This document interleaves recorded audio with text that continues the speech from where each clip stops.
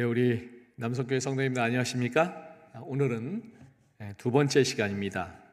두 번째 약속, 내가 다시 오리라 라는 제목으로 우리 함께 하나님 말씀을 나누겠습니다.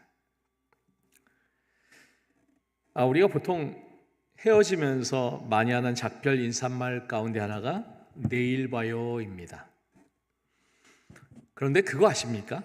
놀랍게도 순우리말에는 내일이란 단어가 없다고 합니다. 어제라는 단어와 오늘이란 단어는 순우리말인데 오늘의 다음 날인 내일은 우리말이 없어서 지금까지도 우리는 한자 올레와 나를자로 된 내일이라는 한자어를 사용하고 있습니다. 그런데 또 한 가지 놀라운 사실은 점심을 뜻하는 순우리말도 없다는 사실입니다. 아침에 먹는 밥은 순우리말로 아침이고 저녁에 먹는 밥도 순우리말로 저녁입니다. 그런데 아침과 저녁에 중간에 먹는 밥을 가리키는 순우리말은 아예 없다는 것입니다.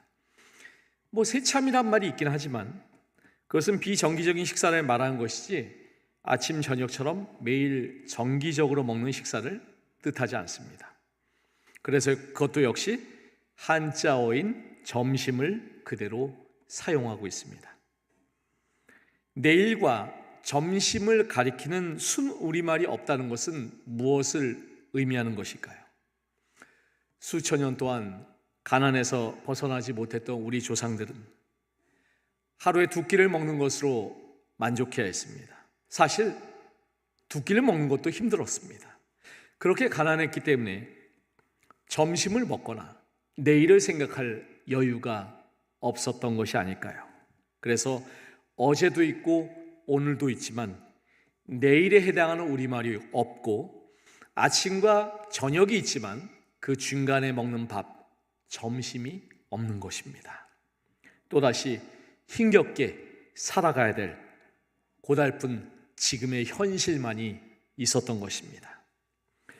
오랫동안 그렇게 살다가 이제는 형편이 너무 좋아져서 하루에 3끼 식사가 아니라 4끼, 5끼의 간식까지 먹으면서 점심과 내일이라는 한자어가 마치 순 우리말이었던 것처럼 오늘 우리는 그렇게 살아가고 있습니다. 이렇게 먹고 사는 문제에 관해서는 옛날과 비교해서 너무나 우리 삶이 윤택해졌지만은 예전에는 겪지 못했던 또 다른 여러 가지 문제들로 인해 우리는 오늘을 살면서 불안하고 내일의 삶도 안개와 같이 내다보기 어려운 것입니다. 하지만 하루하루를 정신없이 바쁘게 살아가다가 보면 우리는 자칫 가장 중요한 문제, 그 인생의 문제, 우리의 운명과 미래에 대한 문제를 잊고서 하루하루를 살아가는 것이 아닌지 이 시간 우리가 함께 생각해 보았으면 좋겠습니다. 이 시간에 잠시 저와 함께 동영상을 한 편 보시겠습니다. 이런 상태라면 1년 3개월 정도밖에 남지 않았습니다.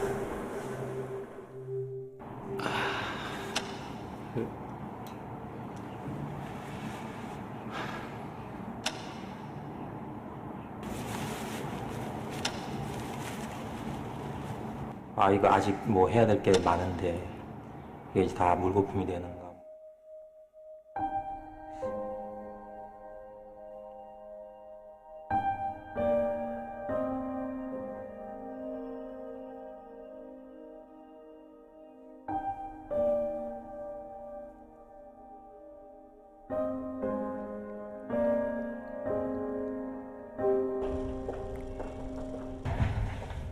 좀 많이 아프시죠? 검사 결과가 좀 나왔는데 생각보다는 조금 좋지 않게 나왔습니다. 좀 이런 말씀 드리기 좀 뭐하지만 이런 상태면 한 9개월 정도 남으실 것 같습니다. 뭐가요? 뭐가 잘못된 것 같아요? 6개월 정도밖에 남지 않았습니다. 네? 뭐가요? 결과서를 좀 드릴 테니까 차근차근 보고 계시면 제가 다 갔다 와서 다시 자세히 설명을 드리겠습니다.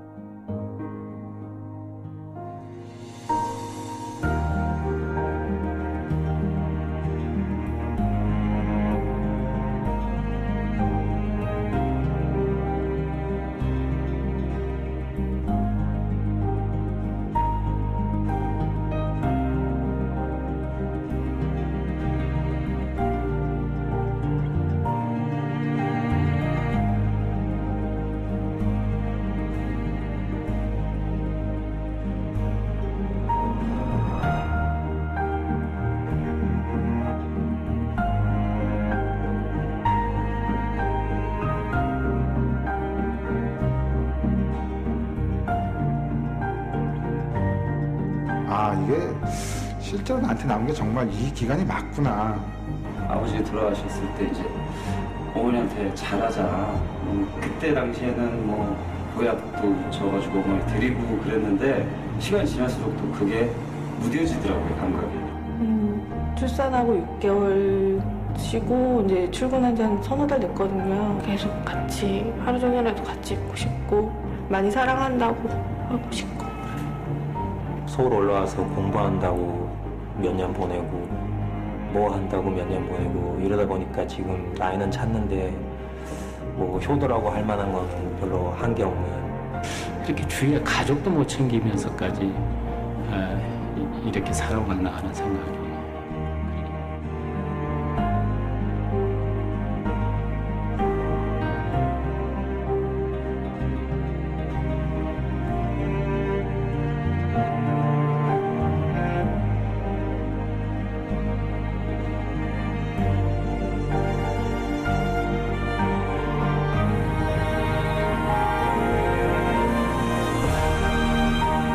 애도 그렇고 남편한테 잘해야 되겠다는 생각이 드네요.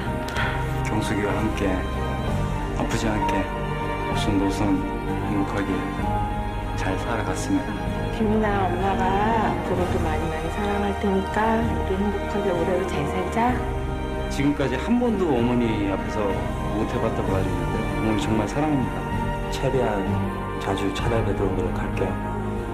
엄마 아빠 사랑합니다.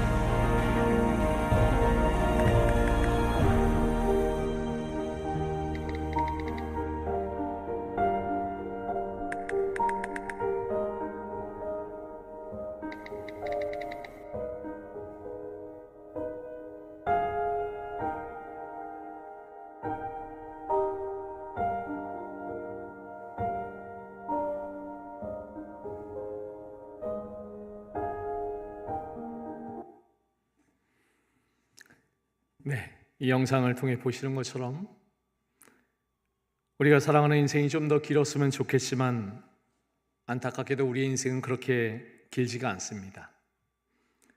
여기 잠자는 시간, 이렇게 저렇게 허비하는 시간을 제하고 나면 사랑하는 사람과 함께할 시간은 생각보다 많이 남아있지 않습니다. 그리고 저와 여러분은 모두 언젠가 인생의 마지막을 맞이하게 될 것입니다. 세상 그 누구도 이러한 운명에서 피할 길이 없습니다. 천하를 호령하던 진시황도 불로장생의 소망을 가지고 온 세상을 뒤져서 인생을 연장할 수 있는 방법을 찾아봤지만 결국 죽음의 운명을 피할 수가 없었습니다. 자, 그렇다면 하나님의 말씀인 성경은 죽음에 대해서 오늘 우리에게 뭐라고 설명하고 있을까요? 욥기 7장 9절에 구름이 사라져 없어진 같이 음부로 내려가는 자는 다시 올라오지 못할 것이오니, 성경은 명백히 사람이 실제로 죽으면 다시 돌아오지 못한다고 이야기합니다. 수년이 지나면 나는 돌아오지 못할 길로 갈 것임이니라. 욥은 우리가 죽음의 문을 통과하면 결코 돌아오지 못할 것이라고 이야기합니다. 성경은 사람이 죽으면 영혼이 그 몸을 떠난다고 가르치지 않습니다. 히브리서 9장 27절에서 말씀하시기를 한 번 죽는 것은 사람에게 정하신 것이요. 몇 번이라고 그랬습니까? 한 번입니다. 그 후에는 심판이 있으리니. 성경은 죽으면 결코 돌아오지 않는다고 말씀합니다. 이 삶은 한 번의 기회입니다. 이 하나님의 주장을 받아들이든지 거절하든지 한 번 죽는 것은 사람에게 정하신 것이요, 그 후에는 심판이 있다는 것입니다. 사람이 죽으면 어떻게 되는지를 이해하는 것은 대단히 중요합니다. 오직 성경만이 신뢰할 수 있는 유일한 진리의 근거입니다. 사람이 죽으면 어떻게 될까요? 성경은 명백하게 그 해답을 제시하고 있습니다. 죽음은 창조의 반대입니다. 성경 창세기의 제일 처음 하나님께서 아담과 하와를 창조하셨던 때로 우리가 함께 돌아가 보겠습니다. 사단이 뱀의 모습으로 하와에게 다가갑니다. 하와에게 이야기합니다. 너희가 결코 죽지 아니하리라. 사단의 가르침은 너희가 선악과 열매를 먹으면 죽지 않고 불멸하게 될 것이라는 것입니다. 하지만 하나님은 그 과실을 먹으면 정녕 죽으리라. 사단이 인류에게 한 첫 번째 거짓말이 무엇입니까? 너희가 결코 죽지 아니하리라. 사단의 이 첫 번째 거짓말은 죽음에 관한 것입니다. 내가 불멸하게 되어 죽지 아니하리라. 사단은 죽음에 대해서 아담과 하와를 속였고 지금도 같은 거짓말을 반복하고 있는 것입니다. 많은 사람들이 이 사단의 거짓말을 받아들였습니다. 그렇다면 우리가 신뢰하는 성경은 죽음에 대해서 어떻게 말씀하고 있을까요? 사람이 죽으면 무엇이 우리의 몸을 떠날까요? 실제로 무슨 일이 일어날까요? 창조대로 돌아가서 하나님께서 우리를 어떻게 창조하셨는지를 우리가 함께 살펴보겠습니다. 창세기 2장 7절에 여호와 하나님이 땅에 흙으로 사람을 지으시고 생기를 그 코에 불어넣으시니 사람이 생명이 되니라. 성경은 하나님께서 진흙으로 빚으시고 육체입니다. 생기를, 생명의 기운을 불어넣으시니 생명이 되었다라고 이렇게 말씀하고 있습니다. 그러므로 우리는 흙과 생기를 더한 생명이라고 할 수가 있는 것입니다. 그러므로 생명이란 몸에 또 코에 넣으신 하나님의 생기를 더한 소산이라고 할 수가 있는 것입니다. 죽음은 창조의 반대입니다. 전도서 12장 7절은 이렇게 이야기합니다. 흙은 여전히 땅으로 돌아가고 영은 그것을 주시는 하나님께로 돌아가기 전에 기억하라. 사람이 죽으면 몸은 흙으로 돌아가고 신은 하나님께로 돌아갑니다. 성경은 영이 하나님께로 돌아간다고 그렇게 말씀합니까? 그렇지 않습니다. 사람이 죽으면 살아있는 생명은 더 이상 존재하지 않습니다. 많은 사람들이 신과 영을 같은 것으로 혼동합니다. 성경은 뭐라고 이야기할까요? 나의 생명이 아직 내 속에 완전히 있고 하나님의 기운이 오히려 내 코에 있느니라. 히브리 저자들의 문학 기법 중에서 자주 사용하는 기법인데요, 한 문장에서 어떤 것을 말하면서 그것을 설명하기 위해서 한 번 더 반복해서 말하는 기법이 있습니다. 여기서 나의 생명이라고 말하면서 이것을 다시 내 코 안에 있는 하나님의 기운이라고 설명을 합니다. 성경은 생명과 하나님의 기운은 같으며 하나님이 호흡을 불어넣으시고 인간이 살게 되었다라고 말씀하고 있습니다. 사람이 죽으면 몸은 무덤으로 돌아가고 기운이나 생명의 힘은 그것을 주신 하나님께로 돌아가는 것입니다.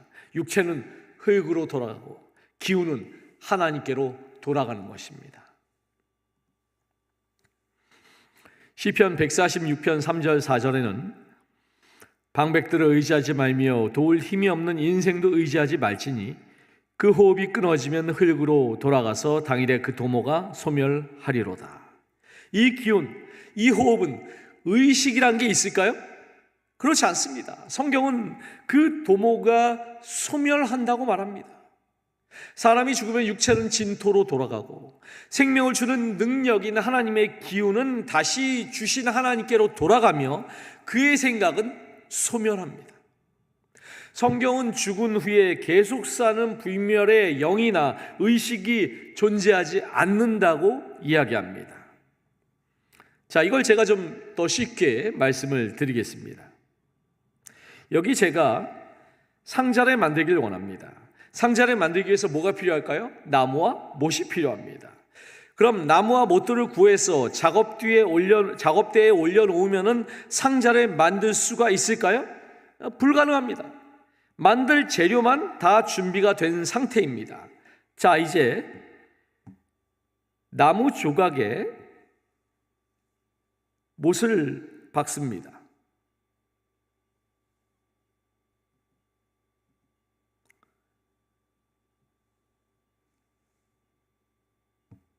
네, 이제 나무 조각에 못을 박습니다. 조금씩 상자의 모양이 나오고 있죠? 이렇게 해서 나무 상자가 다 완성이 되었습니다.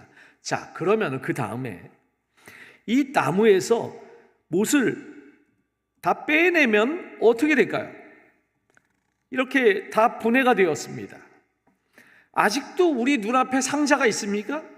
상자는 더 이상 존재하지 않습니다. 이 상자는 어디에 갔습니까? 뭐 상자 천국 같은 곳으로 날아가 버렸습니까? 아닙니다. 상자는 방금 전에 보신 것처럼 우리의 기억 속에 남아 있습니다. 만일 여러분이 원하신다면 그 상자를 다시 되돌릴 수가 있을까요? 얼마든지 그렇게 할 수 있습니다. 저한테는 이 상자를 다시 만드는 것은 식은 죽 먹기입니다. 다시 나무에 못을 박아서 이 나무 상자를 만들 수가 있는 것입니다. 우리도 그와 같습니다. 죽을 때 우리의 호흡은 몸과 분리되고 우리는 존재하길 멈춥니다. 하지만 인간을 창조하신 하나님께서 능력이 있으신 분이십니다. 그분의 마음에 우리의 정체성에 대한 온전한 기억이 있으시고 처음에 우리를 만드셨던 동일한 능력으로 우리를 영광스러운 새 몸으로 부활시키셔서 하늘에서 영원히 살게 해주실 것입니다. 무릇 산 자는 죽을 줄 알되 죽은 자는 아무것도 모르며. 죽은 자가 얼마나 안다고요? 아무것도 모른다고 이야기합니다. 자, 그렇다면 죽은 자가 산 자와 교통할 수가 있을까요? 그것은 불가능하다고 성경은 이야기합니다. 사단은 죽은 내 사랑하는 사람으로 변신할 수가 있습니다. 강신술의 거짓 생각으로 사람들을 미혹하려고 하는 것입니다. 죽은 자가 여호와를 찬양하지 못하나니 적막한 데 내려가는 아무도 못하리로다. 그런데 목사님, 저는 옛날에 교회에서 목사님이 사람이 죽으면 영혼이 빠져나와 우리를 지켜보고 있다고 그렇게 말씀을 들었는데요. 만약 그게 옳다고 한번 가정을 해보겠습니다. 어느 여자분의 어머니가 신실하게 교회를 다니시다가 하나님을 열심히 믿으시다가 먼저 돌아가셨습니다. 어느 날 술주정뱅이 남편이 술을 먹고 들어와서 아내를 막 때리기 시작합니다. 영혼으로서 그 광경을 지켜보는 그 어머니의 심정이 어떠할까요? 자기 손주가 가장이 큰 위험을 당하고 딸이 비명을 지르는데 그걸 귀신으로 바라보는 그 어머니의 심정이 어떠할까요? 전쟁터에서 아들이 죽는 순간을 바라보는 그 어머니의 심정이 어떠할까요? 우리 하늘아버지는 그렇게 잔인하지 않으십니다. 사람이 죽으면 예수님의 손 안에서 평안히 쉬는 것입니다. 하나님은 우리 각각의 정체성을 기록하십니다. 지금의 의식적인 영혼으로 여기저기 구천을 떠돌아 헤매는 것이 아니라 잠시 동안 우리는 잠을 자는 것입니다. 그렇지만 우리는 불멸하는 영혼을 가지지 않았나요? 어떤 분이 이렇게 물어보실 수가 있습니다. 범죄하는 그 영혼은 죽으리라. 성경은 분명히 말하고 있습니다. 범죄하는 영혼은 죽으리다. 영혼은 절대로 분멸하지 않습니다. 두 단어를 보시기 바랍니다. 필멸 그리고 불멸. 필멸은 반드시 죽게 된다는 것입니다. 불멸, 죽지 않는다는 것입니다. 성경에 의하면 인간은 필멸합니다. 성경은 모든 인간은 다 병들고 죽는 필멸의 존재라고 말씀합니다. 많은 교회들이 영혼은 불멸한다고 가르칩니다. 천주교 역시 마찬가지입니다. 이 영혼이 불멸한다고 하는 이런 사상은 어디에서부터 시작이 되었을까요? 이것은 고대 바벨론 사람들의 조상숭배 기둥입니다. 조상숭배는 영혼 불멸에 관한 거짓 교리의 기초가 되어 있습니다.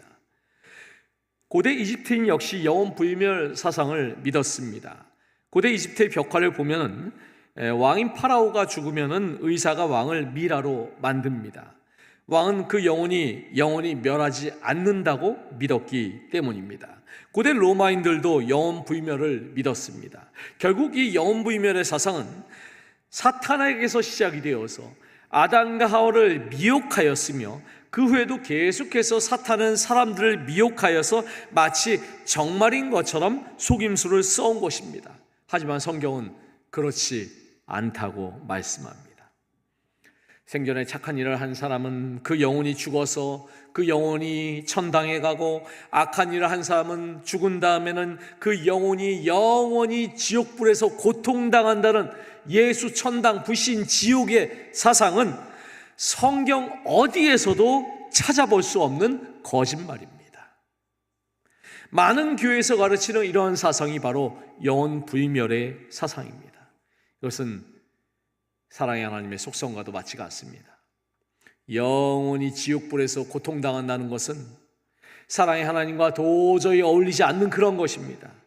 그래서 성경이 이야기하는 것은 조건적인 불멸입니다. 모든 사람은 죄의 결과로 말미암은 죽음의 운명을 피해갈 수가 없습니다. 하지만 주님을 잘 따르며 선한 일을 한 사람들은 재림의 그날에 부활하여서 주님을 맞이하고 영생을 선물로 받게 될 것입니다. 조건적인 불멸입니다. 악인은 어떻게 될까요?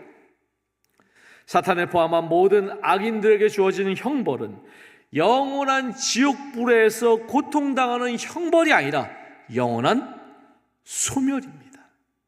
없어지는 것입니다. 이것이 성경이 말하는 조건적인 불멸입니다. 구약 성경의 기자들은 이스라엘과 유다 왕들의 죽음을 묘사하면서 그 열조와 함께 잠에 혹은 그가 잠이 들다라는 말을 사용했습니다. 예수님도 죽음을 자는 것으로 말씀하셨습니다. 나사로가 죽었다는 소식이 들려왔습니다. 예수님이 뭐라고 말씀하십니까? 우리 친구 나사로가 잠들었도다. 그러나 내가 깨우러 가노라. 예수님이 나사로 집에 가시니까 가족들이 슬픔 가운데 빠져 있었습니다. 마르다가 예수님께 이야기합니다. 주께서 여기 계셨더라면 내 오라버니가 죽지 아니하였겠나이다. 주님께서 여기 계셨다면 제 오빠를 고치셨을 것입니다. 그런데 예수님 뭐라고 말씀하십니까? 23절에서 내 오라비가 다시 살리라. 주님은 내 오라비가 지금 천국에 있다 이렇게 말씀하지 않으셨습니다. 마르다가 대답합니다. 마지막 날 부활 때에는 다시 살아날 줄을 내가 아나이다. 마르다는 마지막 날 부활이 있을 것과 예수님께서 음부의 열쇠를 가지고 계심을 믿었습니다. 예수님이 나사로의 무덤을 향해서 큰 소리로 뭐라고 말씀하십니까? 나사로야 나오라. 예수님은 나사로야 내려오너라 라고 말씀하지 않으셨습니다. 만일 나사로가 죽어서 천국에 갔다면 주님은 하늘에서 나사로야 내려오너라 라고 말씀하셨을 것입니다. 만약에요, 제가 나사로라면, 제가 죽어서 지금 천국에 있는데 밑에서 예수님이 내려오라고 말씀하시면, 주님, 제가 지금 천국에 온 지 이제 나흘밖에 되지 않았습니다. 그런데 지금 제가 이 죄 많은 세상으로 다시 내려가라고요? 주님, 저는 안 갈래요. 저는 이렇게 말했을 것입니다. 만약에 죽음을 경험해 온 사람이 있다면 바로 나사로일 것입니다. 하지만 나사로는 죽음 이후의 경험에 대해서 그가 단 한마디도 말하고 있지 않습니다. 왜요? 그는 부활을 기다리며 잠을 잤기 때문입니다.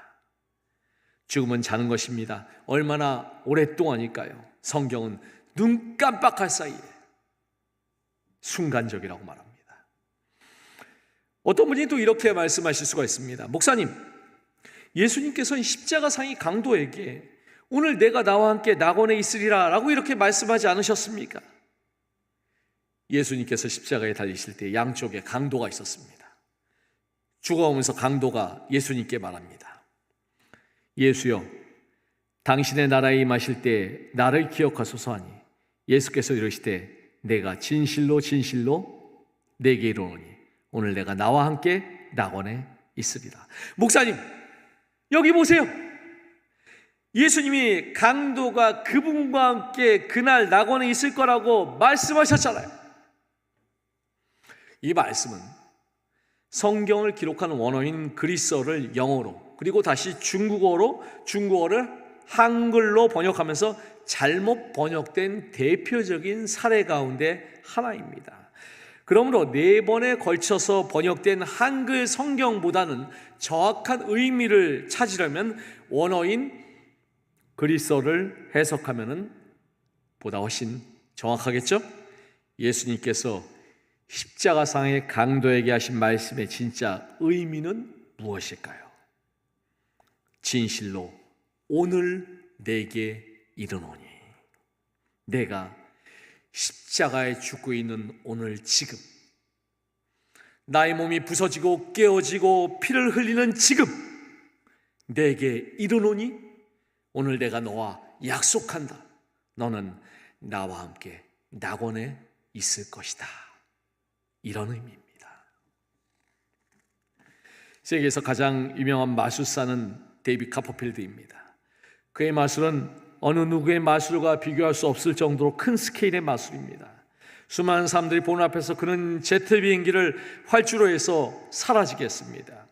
뉴욕에 있는 자유의 여신상, 굉장히 유명한 데이빗 카퍼필드의 마술입니다. 이 뉴욕에 있는 자유의 여신상도 사라지게 하는 엄청난 쇼를 보여줍니다. 수많은 사람들이 그의 쇼를 보면서 탄성을 자아냅니다. 그래서 이 데이빗 카퍼필드의 마술을 가리켜서 지상 최대의 쇼라고 사람들이 불렀습니다. 하지만 이는 사실 수많은 사람들을 상대로 한 거대한 눈속임이었습니다. 이와는 비교할 수 없는 큰 속임수가 있습니다. 오래전 하늘에서 천사장인 루스벨은 자신이 온 우주의 하나님이 되기를 원했습니다. 그는 자기가 신이 되기를 원했습니다. 그러나 하나님은 오직 한 분이십니다. 하늘에 큰 전쟁이 일어났습니다. 루스벨과 악한 천사들이 내어 쫓겼습니다. 사탄이라고 불리는 악한 천사 루스벨은 지구의 첫 번째 사람들을 속였습니다. 그는 같은 방법으로 수많은 사람들을 속이고 있습니다. 가짜 행복을, 가짜 구원의 방법으로, 가짜 예배를, 수많은 거짓 메시아를 제시했습니다. 그의 기만의 걸작품이 아직도 앞에 있습니다. 하나님의 백성들도 속이려고 하고 있습니다. 예수님의 재림이 있기 전에 이 재림도 위조할 것입니다.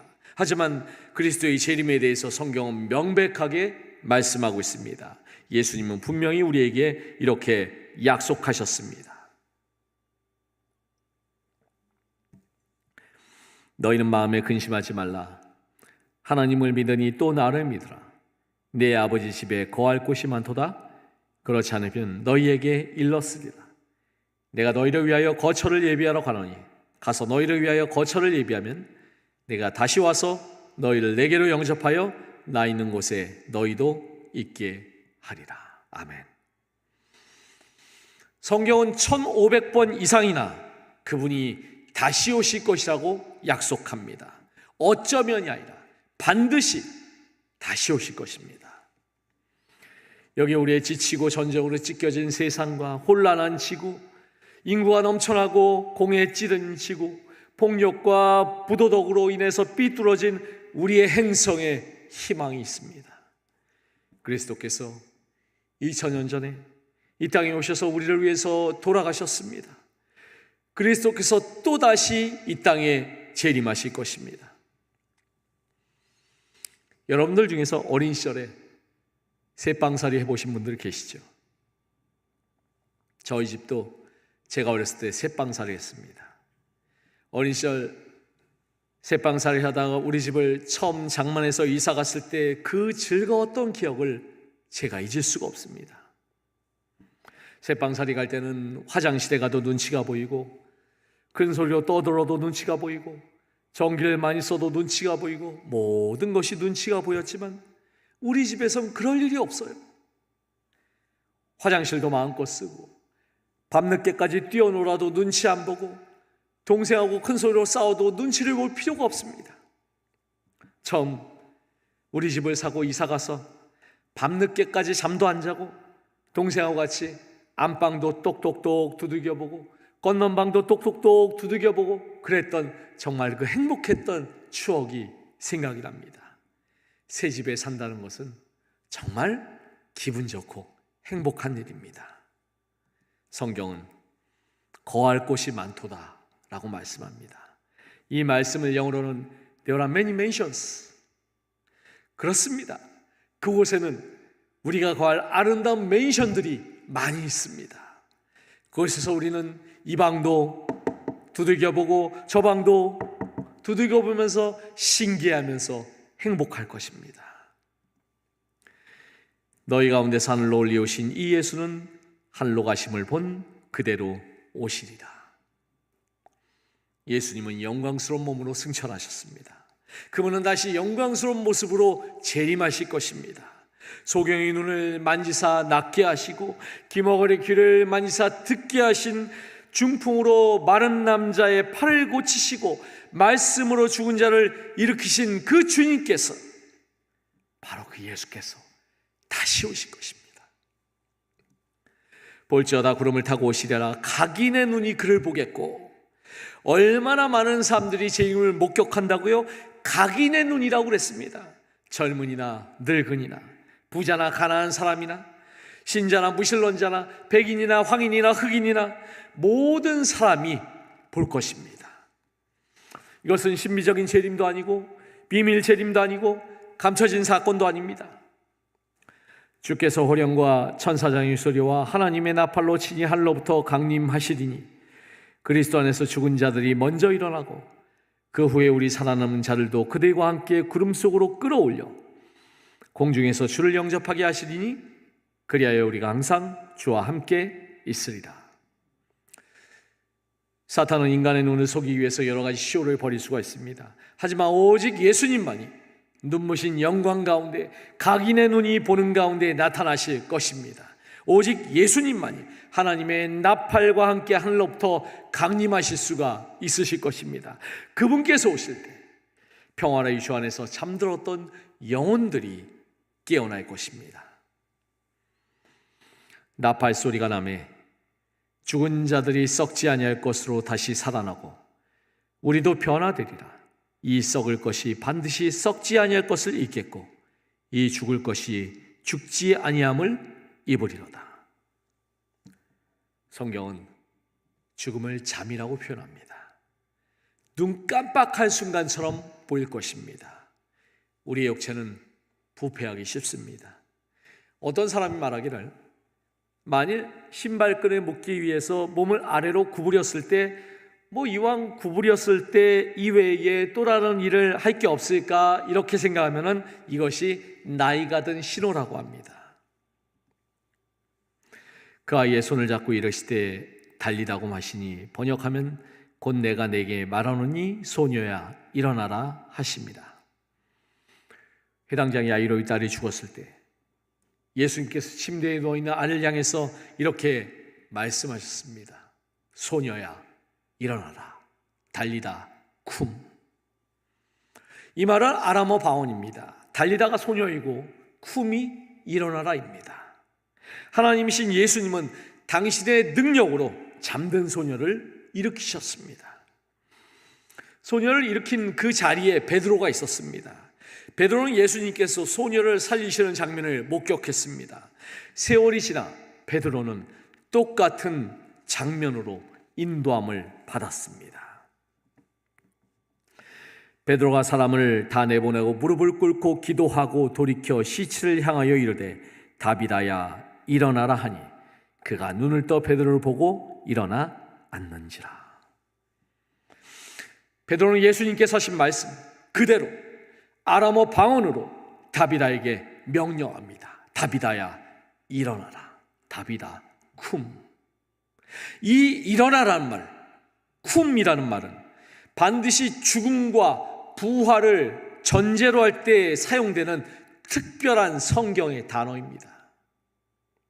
잠든 도르가를 향해서 이 다비다를 향해서 다비다야 일어나라 다비다 쿰 하고 부활을 선언하는 것입니다. 그리고 나서 눈을 떠 베드로를 바라보는 이 부활한 도르가의 손을 잡아 일으켜 절망에 빠진 과부들과 성도들에게 보이는 것입니다. 그리고 그 결과가 42절에 나옵니다. 온 욥바 사람이 알고 많이 주를 믿더라. 이것이 확실한 성경의 약속입니다. 자, 잠시 저와 함께 영상을 하나 보시겠습니다. 발레복을 입은 한 소녀가 무대 위에 앉아서 섬세한 손동작과 애절한 눈빛으로 아름다운 춤을 춥니다. 잠시 뒤 소녀의 어머니가 등장합니다. 소녀와 함께 춤을 추기 시작합니다. 그런데 어머니가 소녀를 번쩍 들어올린 순간 사람들은 입을 다물 수가 없었습니다. 어머니의 손을 잡고 공중에 떠오른 소녀에게는 두 다리가 없었습니다. 소녀의 이름은 지양장쥐. 6살 때 교통사고로 두 다리를 잃었습니다. 2010년 하굣길에서 인도를 덮친 차를 피하지 못해 큰 사고를 당했습니다. 의사들은 지아의 두 다리를 절단해야 한다고 말했고 어머니는 그저 울 수밖에 없었습니다. 그러나 지는 울지 않았습니다. 오히려 어머니를 위로하면서 당차게 말했습니다. 엄마가 나의 다리가 되어주세요. 그렇게 발레를 배우겠다고 선언한 것입니다. 지아는 매일 지쳐서 쓰러질 때까지 노력을 했고 어머니도 딸을 위해 피나는 노력을 했습니다. 마침내 중국 인기 TV 프로그램인 어메이징 댄스에 출연해서 1등을 차지하게 됩니다. 두 사람의 경연이 끝났을 때 모든 관객이 기립박수를 쳤습니다. 지인은 춤을 통해 세상과 소통하고 자존감과 자신감을 지켜나가고 있습니다. 우리는 이 소녀처럼 우리 스스로는 아무것도 할 수가 없습니다. 어머니가 소녀를 번쩍 일으켜 주신 것처럼 하늘 아버지는 오늘도 우리를 일으켜 세워주십니다. 이 땅에서 인생을 살아갈 때 우리 주님이 나의 손을 잡아서 일으켜 주실 것입니다. 언젠가 나의 생애가 맞춰지고 잠시 잠깐의 잠을 자게 될 때 주님께서 다시 오셔서 소녀야 일어나라 하셨던 주님의 음성이 그 부활의 아침에 일어나라, 이 쿰의 명령을 우리가 듣고서 부활을 경험하게 될 것입니다. 예수 그리스도를 믿고 살아서 그분을 맞이하는 사람들은 사랑하는 이들의 부활을 목격하고 경험하게 될 것입니다. 성경은 썩어질 것이 썩지 않을 것을 잊겠다고 말씀합니다. 죽을 인간이 불멸의 몸을 입을 것입니다. 장애인은 휠체어에서 일어날 것입니다. 목발을 던져버릴 것입니다. 관절염과 류마티스와 심장병과 당뇨병과 암이 다 사라질 것입니다. 그리스도께서 오실 때 예수께서 우리에게 새로운 몸, 영광스러운 몸, 불멸의 몸을 주실 것입니다. 우리는 죄가 주관하는 죽음과 고통으로 가득 찬 세상을 살아가고 있습니다. 우리는 사랑하는 사람들과 이별을 하는 그런 아픔을 경험합니다. 저는 사랑하는 이들의 죽음에 대해서는 설명할 수 없지만 언젠가 예수께서 다시 오실 것을 확신합니다. 그분은 하늘로부터 천사장의 목소리를 외치시며 내려오실 것이고 그리스도 안에서 죽은 자들이 먼저 부활할 것입니다. 죽음은 잠시뿐이며 그날에 그리스도 안에서 잠든 이들이 부활할 것입니다. 그리스도가 오실 때까지 쉬고 잠든 것입니다. 예수께서 만약에 십자가에 돌아가지 않으셨다면, 예수께서 무덤문을 열지 않으셨다면, 예수께서 다시 오실 약속을 주지 않으셨다면, 그렇다면 우리의 인생은 앞이 캄캄한 세상의 어두운 나락을 향해서 걸어갈 뿐인 가련한 인생이었을 것입니다. 하지만 우리에게 좋은 소식은 우리는 죽음을 두려워할 필요가 없다고 하는 사실입니다. 예수님께서 그 열쇠를 가셨습니다. 언젠가 부활의 아침이 올 것입니다. 우리 모두 그날을 바라보면서 그날을 기다리면서 우리에게 손을 내미는 우리 주님의 손을 꽉 붙잡고 주님, 이 손을 꼭 붙잡고 가소서. 우리 주님의 손을 붙잡고 걸어가시는 우리 모든 남성교회 성도님들 되시기를 간절히 바라면서 우리 함께 참여하시겠습니다.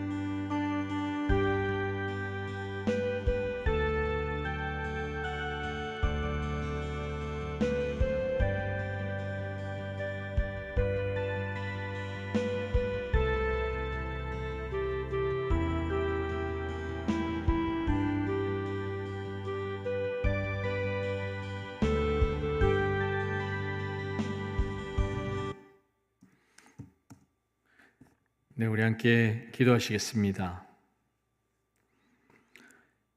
오 하늘에 계신 아버지,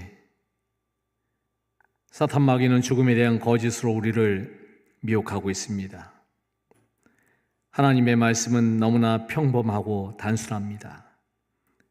우리가 죽을 때 단순히 쉬는 것입니다. 예수님이 오셔서 우리를 본향으로 데리고 가실 때까지 실망과 슬픔과 상심으로부터 저희는 안전히 보존될 것입니다. 우리에게 주신 모든 희망을 인해서 감사합니다. 우리가 죽음을 두려워할 필요가 없고 그저 쉼에 불과하며 예수님께서 오실 때까지 잠자는 것이라는 사실을 인해서 감사합니다. 이 세상에서 가장 큰 희망은 예수님의 재림입니다. 저희는 이 시간 주께서 실제로 각인의 눈이 보는 가운데 영광스럽게 오실 것을 확신합니다. 주님, 우리 마음 깊은 곳으로부터 그곳에 있기를 원합니다. 오 아버지 하나님, 주님께서 우리를 본향에 데려가실 당신의 오심을 고대합니다. 그리고 주님 안에서 쉬고 있는 우리의 사랑하는 이들과 곧 다시 연합될 그날을 고대합니다. 예수 그리스도 이름으로 기도드립니다. 아멘. 네, 감사합니다. 다음 시간에는 세 번째 약속, 내게 쉼을 주리라 라는 제목으로 다시 찾아뵙겠습니다. 이 한 시간 함께해 주신 모든 분들께 감사드립니다.